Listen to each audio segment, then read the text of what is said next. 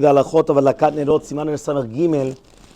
to learn a very interesting halakha. When exactly is the proper time to light the candles? Yesterday we were speaking about on Erev Shabbat. So we spoke about whether it's the Pilag Mincha, whether it's the 40 minutes before, the 20 minutes before, the 80 minutes before. We were speaking about until when can you do it. And now all of a sudden, now we're going to come and we're going to have another halakha. When do we do it? On the night of Yom Tob. So listen to this. This is going to be a chidush in the name of a Rabbanit, in the name of the wife of the Drisha. Listen to this. This is the Rabbanit Eshet Drisha. The Hagdama, in the introduction of the son of the Drisha to Ilchot Yom Tov, he comes and he says in the name of his mother, שהרגישה בטעות אנשים מלאכתן הנרות ביום טוב, מה שנוגעות להדליק הנרות אחר שהתפללו הציבור הערבי ואחר יציאתם מבית הכנסת קודם האכילה. Which means that the wife of the Drisha, she comes and she says, listen, there are some women that they come, and on the night of Yom Tov, they don't light the candles just like on Erev Shabbat.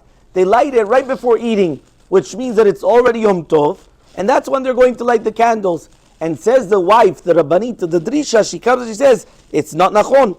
Why? I understand in Yom Tov Sheni Shigaliyot, which is Sveika Diyoma, you're not to prepare from one day to another, vechule vechule. So because of that, that's probably the reason why they also made the mistake also on Yom Tov as well.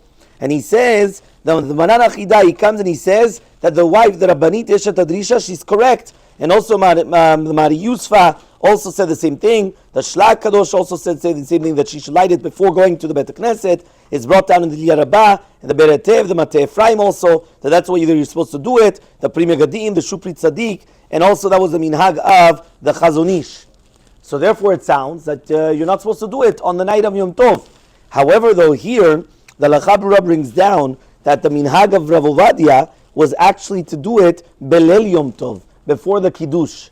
So now how do we explain that then? Because at the end of the day, right now you had the Rabbanit, and you had a whole bunch of the Rav Chida, you had a whole bunch of people that they were saying that that's the way it's supposed to be.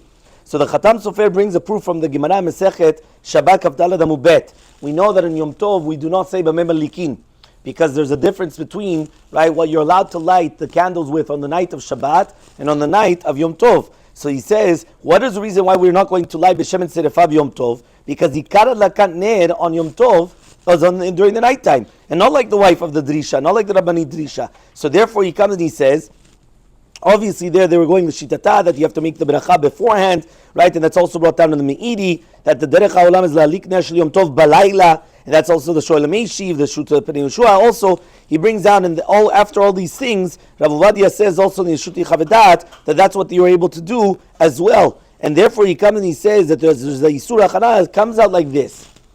Basically, anybody that has the minhag of lighting Erev Yom Tov, that they light at regular time, for sure they have what to rely on, and there's no problem.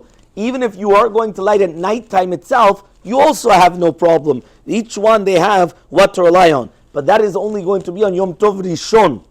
Yom Tov Sheni, according to everybody, you're going to have to light at nighttime. Number one, because you're not allowed to be mechil right mi Yom Tov lachavero, and also you have to actually benefit from the light in itself, which means on the night of the Yom Tov, you're going to be benefiting. Some people, what they do is, for example, they're guests. So they're going to light the candles, and then they're going to go, and then they're going to come back. They didn't even benefit from the lights, right? So therefore, in order for them to benefit from the lights, many times they would only light when they come back home from being a guest. Now on the first night, it would be the same halakha. The first night, if a person, for example, they're going to go out, and they're going to be guests somewhere, and now all of a sudden they come and they say, okay, what? I'm going to light the candles now, and then I'm going to go, and I'm not even going to be with the lights. They're allowed to. Again, this is what we have. This is what the Me'idi and everyone else is saying, is that you do have what to rely on to actually come and light the candles on the night of Yom Tov in itself. So therefore, if a person is going to be invited out also on the first night of Yom Tov, he's allowed to come and basically not light the candles right away. When they come back home, they're going to light the candles, benefit from the lights.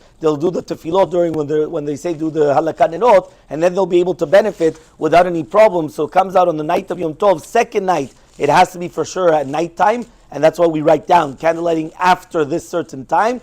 But on the first night of Yom Tov, whichever way you go, you have what to rely on.